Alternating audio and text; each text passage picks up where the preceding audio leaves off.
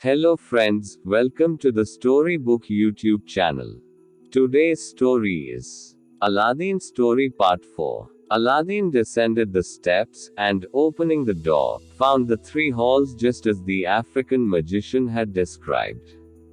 He went through them with all the precaution the fear of death could inspire, crossed the garden without stopping, took down the lamp from the niche, threw out the wick in the liquor, and, as the magician had desired, put it in his waistband.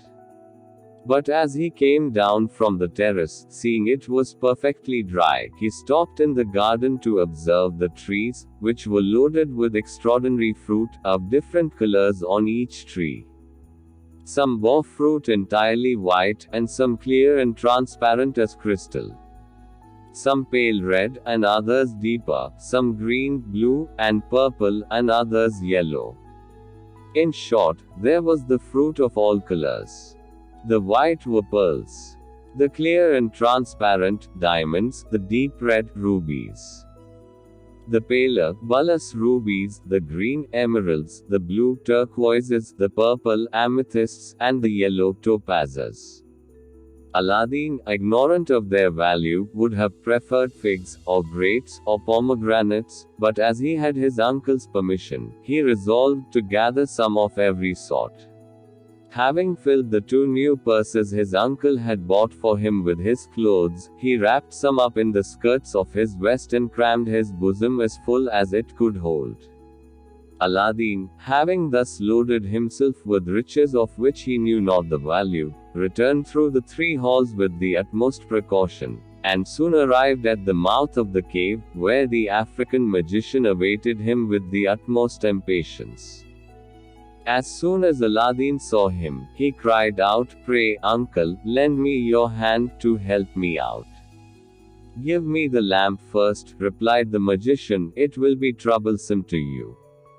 "Indeed, uncle," answered Aladdin, "I cannot now, but I will as soon as I am up."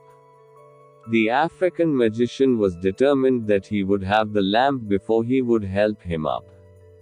And Aladdin, who had encumbered himself so much with his fruit that he could not well get at it, refused to give it him till he was out of the cave. The African magician, provoked at this obstinate refusal, flew into a passion, threw a little of his incense into the fire, and pronounced two magical words, when the stone which had closed the mouth of the staircase moved into its place, with the earth over it in the same manner as it lay at the arrival of the magician and Aladdin. This action of the magician plainly revealed to Aladdin that he was no uncle of his, but one who designed him evil. The truth was that he had learned from his magic books the secret and the value of this wonderful lamp, the owner of which would be made richer than any earthly ruler, and hence his journey to China.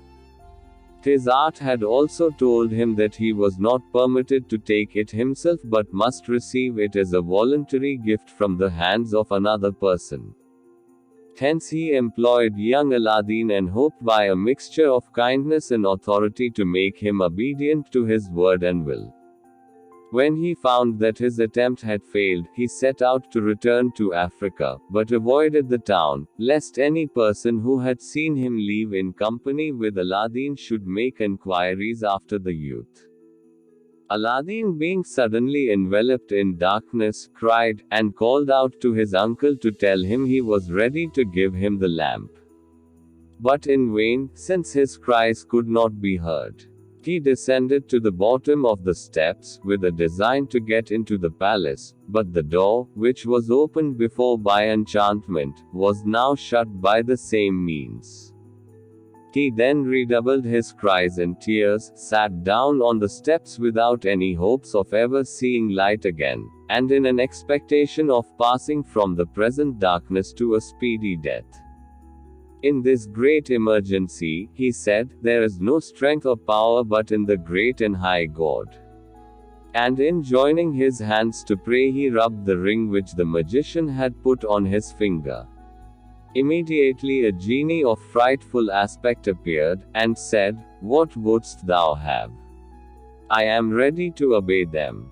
I serve him who possesses the ring on thy finger, I and the other slaves of that ring.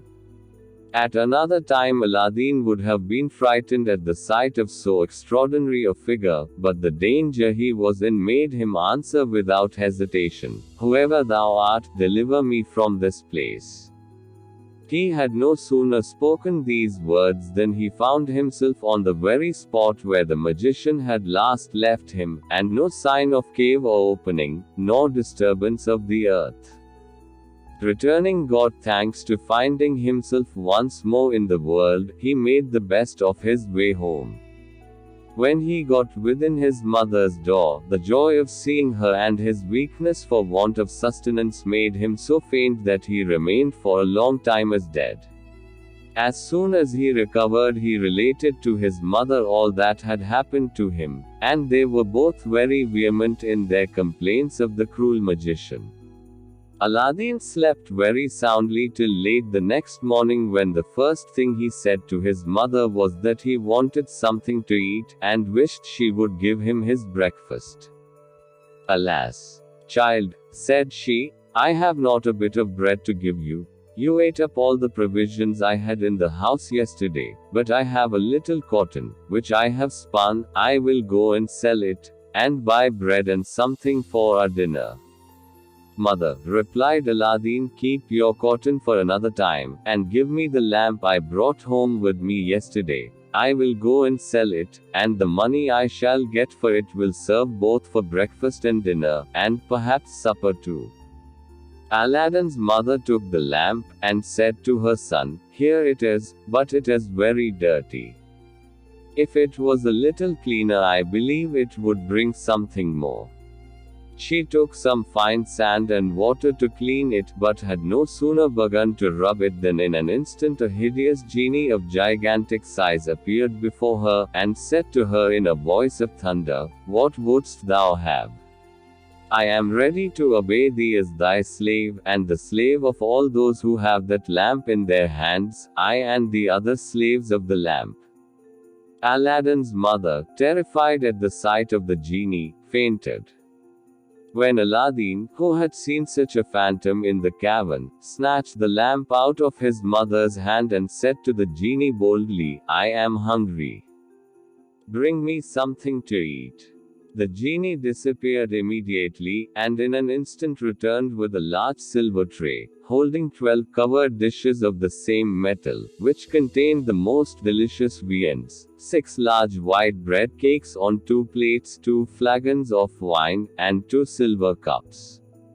All these he placed upon a carpet, and disappeared. This was done before Aladdin's mother recovered from her swoon. Aladdin had fetched some water and sprinkled it in her face to recover her. Whether that or the smell of the meat effected her cure, it wasn't long before she came to herself.